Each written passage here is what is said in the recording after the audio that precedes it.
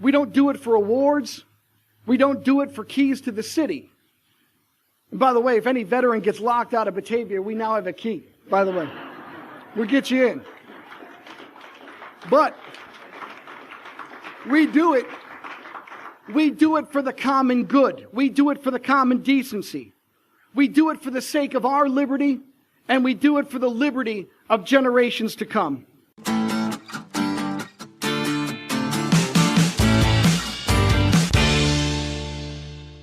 Presenting a small token of our appreciation, we're going to give him this plaque and an official key to the city. I'll read what the plaque says. Presented to Staff Sergeant David G. Bellavia. Your surpassing valor has brought great honor upon our country, our state, and our city. We remain forever grateful for your military service. We congratulate you upon receiving the Medal of Honor. On behalf of the citizens of the city of Batavia, we extend our sincere gratitude and appreciation for the bravery demonstrated by your heroic actions. Thank you very much.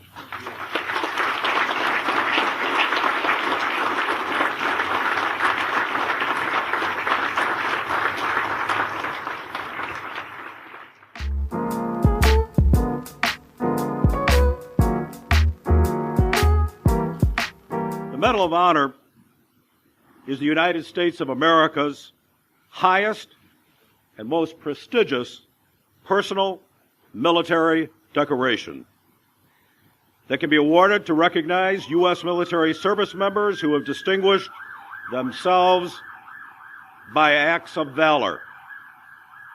There are 3 versions of the medal, one each for the Army, Navy, and Air Force.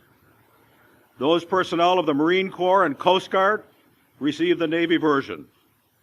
The Medal of Honor was introduced by the Navy in 1861, soon followed by an Army version in 1862.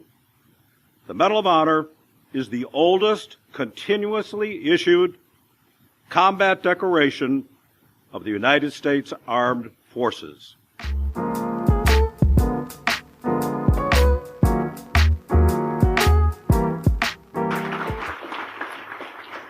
Thank you. If you're able to stand and you serve this great country of ours as a veteran of the Armed Forces, would you please stand and share this this moment with me?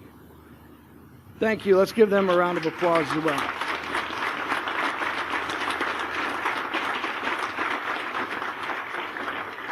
Especially if you served during the Vietnam War and your generation treated you with shame and disrespect, would you stand and once more hear something that you deserve to hear when you came home from Vietnam, which is thank you for your service and welcome home.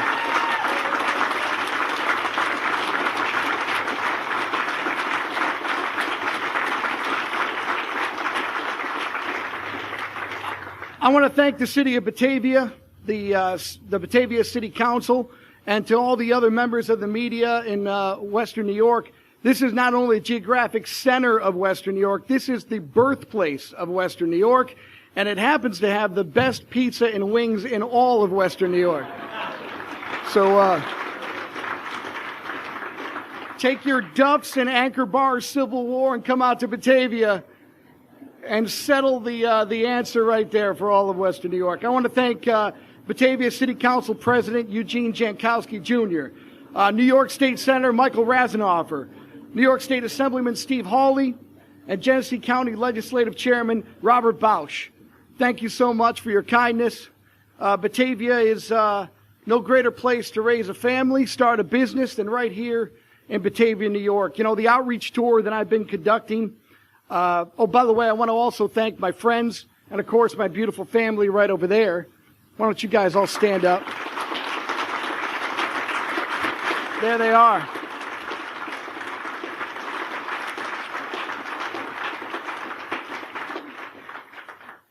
You know, the outreach tour that I've been conducting for the Army since receiving the Medal of Honor a month ago has afforded me the opportunity to see America. And I can assure you that that is not the America that appears on your high-def screens courtesy of cable TV news. When it comes to defending the principles set down in our Declaration of Independence and the Constitution, our founders can rest easy knowing that their ideals are well defended by a professional class of warriors that are representative of any pie graph that purports to illustrate our societal divides. The people who inhabit the cities of America, well, they aren't all that different than rural Western New York or Batavia. The suburbs and the city, except for the daily pulse and pace that comes along with great urban density, these places are where we look to arm our armed forces. That's where we staff the men and women who serve. And regardless of geographic, racial, gender, or religious differences, these are what we have successfully molded into the finest fighting force this country has ever seen. Wherever I go, people ask me, what can I do to help the troops? And I tell them, look, I don't need your care packages with your coffee, your beef jerky, or your chapstick, although we do love beef jerky. If you truly care about our nation's future, if you truly love and honor those noble enough to fight on your behalf, teach your children the imperative of national service. That is because our professional armed forces in a democratic republic should never be confused with mercenaries. Today, circumstances have allowed us to defend and protect our great nation without resorting to compulsory service. But that doesn't make us any less of a citizen to armed forces. When families consider higher education alternatives for their children and the mountain of debt they are about to incur, why don't you throw in a master's degree in human dynamics and global studies conferred at the University of Fort Benning, Georgia? There, your sons and daughters will be taught how to be an individual in the most meaningful community this country has to offer. They'll learn the value and the cost of liberty. And this institution teaches the importance of treating all people with dignity and respect. And you will find no safe spaces here. I'm a proud alumnus, and that's where I learned my purpose in this world. I followed and learned from great men and women until learned enough to eventually lead finer men and women. And it gave my life direction and meaning.